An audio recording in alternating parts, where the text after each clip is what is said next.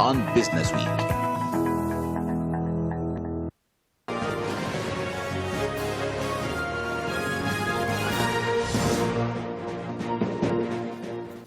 All right, we're glad to have you join us right now. President Joe Biden has pledged to reassert the United States leadership role on the global stage through a series of day one executive actions that will mark a drastic turn from outgoing President Donald Trump's policies. Now, his transition team say they are beginning to turn his campaign trail promises into plans he can implement early in his presidency. Biden's first focus is likely to be the worsening coronavirus pandemic. Reports say he is set to name a 12-person coronavirus task force, that's today, and he's also poised to enact a series of executive actions that would undo many of Trump's foreign policies action and seek to rapidly return the United States to its status at the end of former President Barack Obama's administration 4 years ago.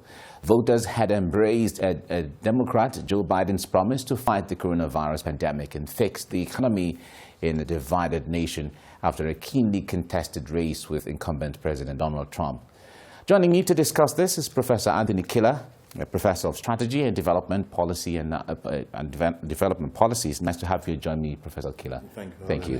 We also have Dipo Iwole, strategy consultant and public affairs analyst. Dipo, good morning. Good morning, Mike. Nice to see you. Good to see you. Great. Now, Professor, let me come to you first. I know you've been following this development of Joe Biden winning the presidency and President Trump not agreeing to the fact that he won fair and square. He say, as far as he's concerned, the battle is not over yet. Yeah. I wonder what you make of this. Well, I think it's a Trumpism. Trump is a man of tantrum, and he lives on vanity and constructs nullity from a lot of his action. It's just Trumpism. The fascinating thing to notice there is where without a law, tradition and practice can be very serious. Because in reality, what we're forgetting is that there is no law that says a sitting president or defeated incumbent has to concede. Really, there's no law. All right. It's just because it's been so for hundreds of years. So it became a norm. It became a norm, and students of law will take time to notice there when we talk about the sources of law. This is a good case study of where practice and tradition becomes law because it's an expected thing. So here's the deal. Because the American system has done two things. They have, throughout the years, throughout decades, built strong institutions, regardless of the man. It won't matter what Trump does or says. He's going to throw his tantrums. He will go to court or pretend to go to court or threaten to go to court. Eventually, when the time comes, he'll be eased out. As you've noticed, regardless of what Trump is saying, the Secret Service, and here, Secret Service of the rest of the world, should understand where they call intelligence agency, have been intelligent enough to deploy security service for the president-elect. Yeah. Again, we talk about practice. It will be noted that in all those things, no INEC official has become famous. Why? Because the system is decentralized and it's digitalized. Everything is happening where they're voting. So there's no INEC hero. It's a system thing. The last thing I want to say is, and this is very important for this Trump thing, is that the American founding fathers, the way they've created their system, from the onset, it has been created in view and with the fear of the day a madman, a fraudulent man might come into power. So every step they've taken along, they've not trusted the person there. They've always said, you might be good today, what if you go crazy tomorrow? Or what if you become fraudulent? So the system has been built to provide for days like this. Well, and that is why everything is not turning upside down. People are still very confident that, don't worry, everything is fine. Absolutely. Come 20th of January, a new person will come in and everything will move on well. Yeah. Well, Dipo, Senator Graham from South Carolina is one of the strong ally of President Trump. And he's one of those saying, President, Mr. President, do not concede defeat. We are not through yet. What do you make of this? As much as we also got report that his advisor, Jared Kushner, and even the First Lady have tried to speak to the president. It is time to go. Well, it's interesting that we're having this particular conversation because if you remember, a few months ago, when he was raising the alarm about the mailing ballots, we had a conversation here on this program, and then we're talking about what was he going to do if this happened. But interestingly, we're here today, and we're seeing it unfold. Well, like Professor said, of course, they have strong institutions, so either he wants to go to court or not. Institutions are there. He'll be eased out of office. His rent expires in January because no, his rent does expire. Because I like the way you put it. His rent expires. Yes, it does. So they'll stop deducting rent from his accounts in January, and they'll start deducting from Joe Biden's accounts. So the institution is there, and the rules are clear. Okay. They'll start evacuating your luggage, either you packed it or not. Okay, so that is just the system. They have staff in charge that are apolitical. Yeah. Okay, it's not about the Democrats, the Republicans. That's their job because it's a cycle. Another time has come. Somebody else is coming into the White House. I'm sure they're already having conversations with the incoming First Lady to know, okay, what carpet would she want the Oval Office to have and all of that. So they're already getting all that sorted. They're having stitchings done, having curtains sewn to be changed and all of that. So either you want to leave or not, you will have to leave. So, I mean, it's just typical Trump. He likes to sue everybody. He likes to go to court. And I don't know, maybe he's a shareholder in the courts or something, but he likes to go to court for these things. But I wonder what scenarios will play out if President Trump decides not to leave office and saying, no, I will not concede defeat and I will not leave by the 20th of January. What kind of scenario would you look at? It's not something strange. You see, we're looking at it from the outside. The people in the system, again, we go back to system and institution. Yeah. The reason why you vote in the second week of November and you get sworn in the penultimate week of January is that by law, there's a number of days that allows you to debate, disown, go to court, everything you want to do. Throw tantrums in this case. Do play golf, do everything you want to do. Okay. Then on that day, we have the legitimate person go inside. So this has been studied. It's not new. We're looking at it because so far, and it's a sad thing to development because so far we've had gentlemen and noble people who have been sportive and sort of deferential and respectful of the system. That's why we've not had this conversation. But the founding fathers, the people managing the system, have thought about it, that what will happen. Because really, you see, the best example we use in law is not to imagine that somebody is evil. We take it to the extreme in jurisprudence and say, what if he goes mad? When you think of the madness of King George and all the other madness of the other royalties. And we try to build a modern system thinking that it's not about good or evil. It's about what if the person just go mad? Yeah. How do we deal with it? The extremes of things. So you take that in consideration. Now, what doesn't happen to Trump is that, one, he has enough time to go to court. They're very quick. When people hear... And by the way, he has a right to go to court. And he has a right to go to court. You see, the thing is, when people hear Supreme Court, we tend to think it will take a long time. No. They're going to do it in a week, in a few days. Do all the cases, clarify. And in the meantime, and this is where technology comes in, if Trump decides to keep throwing tantrum, they're simply going to change some codes in the White House. He will just go out one day and he can't enter anymore. Yes, that is the system. Because I had this conversation yesterday with the Washington group. And these are the kind of things they are thinking about. And it's not a surprise. Because he has the codes to what they call the football, the nuclear... They will just... Exactly. So those things are crucial. Codes. Never mind the codes of the nuclear. I'm talking of the code to get his own office. They'll just change it. Because, he's no more the president. So it's not a big worry. It's a shame. It's a shame for the rest of the world because a big beacon, a big reference is falling. The idea has always been this kind of things would never happen in this space. For America, it's embarrassing. So it's a shame for us. It's an embarrassment for them.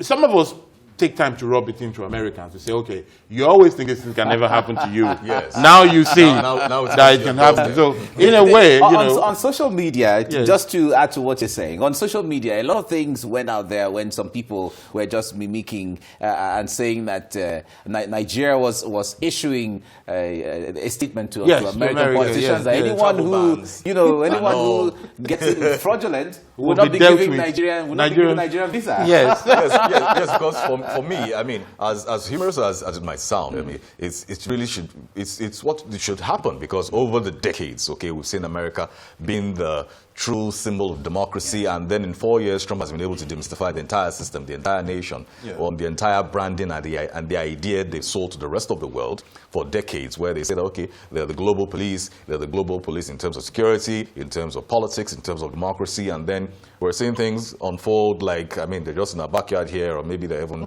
in some local governments in Nigeria, where certain things are happening. And I mean, was it a week ago, or a week or two before the elections, people said he was also engaging in stomach infrastructure, where he sent out food to people and all of that. And so we saw those videos. Yes, we saw those videos. And some of the tabs were signed by him. Yes. Saying that, okay, sponsored by Donald Trump. Yeah. But I think one of the things, Trump is an embarrassment to Americans. But one of the things we should take out. You think so? Absolutely. But okay, he has a lot of followers and lovers. Well, there's a lot of followers and lovers of everything. Okay. There's always a lot of followers. But you see, a key thing to note here is that whilst those who are close to him are either defending him or quiet, it is important to know that there is a strong core of Republican intellectuals and indeed politicians. Famous of all is Mitt Romney and then the McCain family, who stood up to say, this is not Republican thing. Yeah. This is not. I say this because Nigerians tend to be loyal either to a party or an individual to the end. A sense of citizenship should let you realize that even if this is my party or this is my leader, if he or she starts to do something wrong, I need to pull the plug and say this is not good. That is the way great systems are built. That is the way great institutions are and in fact, former President George Bush has even congratulated Joe Biden. Oh, he did that to spite. Yeah, exactly. He did that to spite Trump. that was quite clear. But he has done it. But he has done it. And he said the system was, the election was fundamentally fair. Yes, and speaking of Mitt Romney, there's word that Joe Biden is also considering to put him on his cabinet. And that is really to spite Trump. People are saying, okay, why do you need to do that? You're crossing the aisle and the whole unite the party thing, unite the country issue. But I mean, he goes to talk about the quality of the person that wants to assume office. But also some persons will tell you that, okay, it doesn't make sense. If he was a Republican, he wouldn't do the same thing. But I mean, it goes to show it's a personal thing now. It's a personal thing. It's about your core. It's about your values. And it's about what they bring to the system and the value they bring to it and the value and not the perception of the divide of political parties. You are in that party and I'm in this party. Same person, we're all Americans. But the key thing to notice there is that, and it's important, Joe Biden is that speech, which I argue that speech is a speech he prepared for 47 years. Wow. That is. I was going to ask what you make, what you of both that make speech. of Oh that yes, speech. I'm actually giving a lecture on that speech. I think that speech is a 47-year-old speech. It's been that is his whole life reeled out in those less than 2,000 words. And now, the key thing is that Biden said, "I'm a proud Democrat." Yes. But I'm going to carry all along. You see, he's not president of the United States. Exactly. He's not saying I'm not who I am. He's not saying I belong to nobody or nobody. He's saying, look, to everybody. He's saying, look, this is me, but I'm going to move along. I'm going to carry everybody along. And that's crucial. It's very important to know that. He said, I'm going to be president of all Americans. But you know what? African Americans, you've always got my back. I got your back. He was speaking specifically. Specifically. That is what, you see, and that is what makes good leadership. The idea to be able to defend your passion and yet respect your duty. As a matter of fact, that is what defends a good life. To understand, defend your passion, but respect your duty. His passion, his principle are democratic, cosmopolitan, rainbow coalition. Tolerant of all, but he knows his duty is also to reach out. to those your friends, because you are the one bringing them up. Those are the people who did not vote for. Well, he talked specifically, even mentioning that those who didn't vote for him, the 71 million people, he was still going to, be there for them as their president, which really contrasts the 5%, the 5%, 95% divide that we had. That is the stuff of great leadership some time ago. But he said today, Monday, he's going to set up the man team that will be looking at first what should be done, especially when it comes to the pandemic. Yes. What do you think? How strategic do you think that is? Well, for me, that tells me that he's somebody with a plan. Yeah. So from before he gets into office, that's not when you start reeling out. I mean, I would expect that before he gets into office, he knows every single person that's going to be on his cabinet. Okay, not waiting for. You're aspiring for an office, so you know you have a team around you. You have friends, you have colleagues, you have people you've worked with in the past, so you have an idea of the people that you'll be working with or people that you want to work with you. Yeah. So interestingly, saying this, what he's going to do by the end of today is something that is just the quality of visionary leadership and somebody that is coming with a plan. So if you haven't even been sworn into office yet and then you're showing this kind of leadership, it just indicates that when you get into office, you're deliberate about the kind of people you want to have on board. You're deliberate about your plans and how you plan to execute it, not what we're seeing in some other places. So he doesn't have to get into office and wait for 3 months, 4 months, 6 months to have a cabinet. Yes. No, he doesn't. And let it be clear that one says this thing, because I know some of our viewers will start thinking otherwise. These things are said as a lesson. Yes. Not to spite anybody. No, not to pull down anybody. The reason why we're saying this thing is to show the world that this is the right way to do things, that there is a bad way, there is a good way. It's not everything is just different. There is good and bad. Bad is getting to office and not having a plan ready. A plan for governance is made of 3 P's. It is policies, people, and process. You must have that in place. Diko was talking rightly. You know the people around you, people who are your friends, people you've worked with, people you're going to head hunt. There are people you don't know at all, but you've read about them, if you're reading about the issues. Yes. These days, thank goodness the search engines like Google are there. Even if you don't know about something, just go there.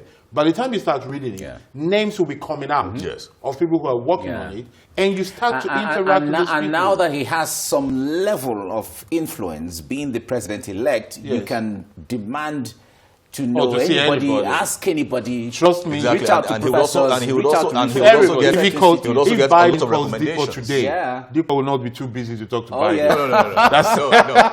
I'll actually take my mic off now and walk. I think he's calling me. I'm going to finish the show. Okay. All right. We'll accompany you there. Okay. No, but let's talk about the issue of COVID-19. This is a very strategic time, and we're seeing the second wave of the COVID-19 across Europe and in the United States, as well as even in Nigeria. From what we're seeing, the numbers are going back up a little bit again.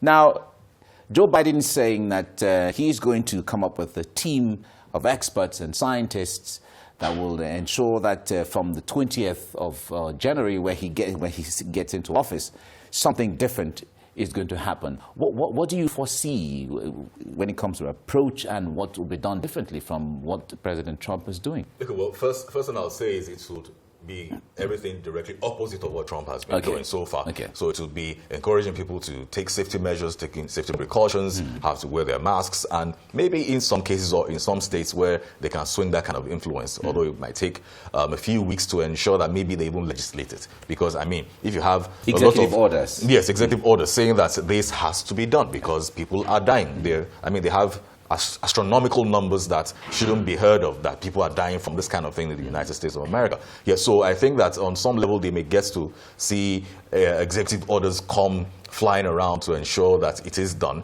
and at least in terms of prevention, they see that it's done, and then they see how they can invest into R&D to see that the vaccines are done, and then distribution and across the value chain to ensure that at least the numbers crash, and see how they can also possibly dominate the whole vaccine market and then fast-track things. Yeah, fast-track things. Okay. Now, Joe Biden has launched his transition website, and there he said anybody can find out any kind of information, whether about him, about his vice-elect, Kamala Harris, or what plans he has. And he named 4 things that are priority that he's going to look at. And COVID-19 is number 1, economic recovery is number 2, racial equity is number 3, and then climate change is number 4. They are there on the site for anyone to see and ask questions. In fact, the way it is done, you can engage by asking questions, you can make suggestions, which is really interesting. But one other issue that is very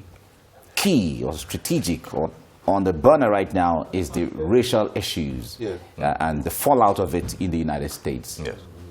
What do you see President-elect Joe Biden doing? Well, I think what he's going to try to do is to actually turn the tide of this racial thing.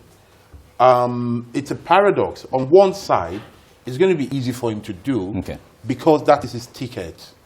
Since the 80s, that's about 40 years ago, he has been known to be somebody against racism. He has actually been known to be pro-minority, pro-black. So that will not be a surprise for people. You see, that's the advantage of having a track record. So you know who's coming.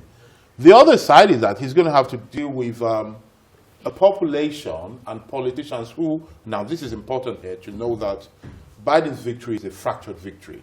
Yes. Because whilst he has won the electoral victory, he hasn't had the moral wipeout to show. Now it is clear that there's a huge chunk of Americans that identify with Trumpism, that do not believe that Black life matters. But Biden has to deal with that. And luckily, he's going to use persuasion and values. That is the right tool to use. But because he's in government, he's going to use also the law to do it. I think what we really need to look at, and some of my colleagues are thinking along that lines already, is to get the black community to be proactive. If I had my way, I would tell black people in America to go and join the police, to go and join the law, to go and join everywhere that wields power. It might not be easy, but you must try. You must know that there has that to be is a the way trial to go. first. So that if there are more black policemen on the road, there will be less white shooting blacks. Okay.